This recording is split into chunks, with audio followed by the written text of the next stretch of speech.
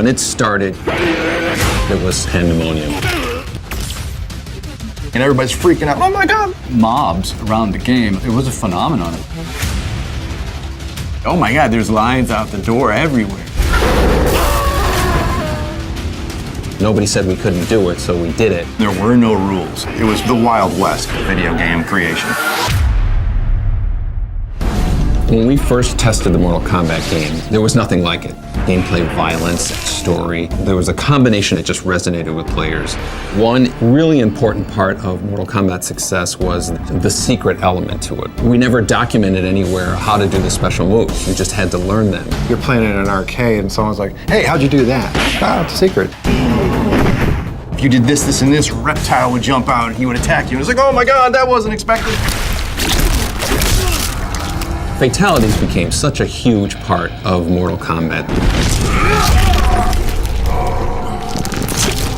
It wasn't just the violent part, it was the fact that it was a cool secret that nobody knew about. There's one where Ermac sort of turns your body inside out and stretches you out and like brings your esophagus out. That was like one of the grossest ones I've ever seen. So maybe that's my favorite one. Mortal Kombat's always kind of had a sense of humor to it.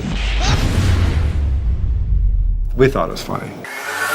I was surprised at how much influence the different versions of Mortal Kombat had to the console wars. There was two versions of the game that came out. One was on Super Nintendo, one was on the Genesis. The Genesis played better and the Super Nintendo looked better. It wasn't until, about a year after we made the first Mortal Kombat that it was coming out in the home systems, and it just became, this kind of cultural phenomenon of Mortal Kombat.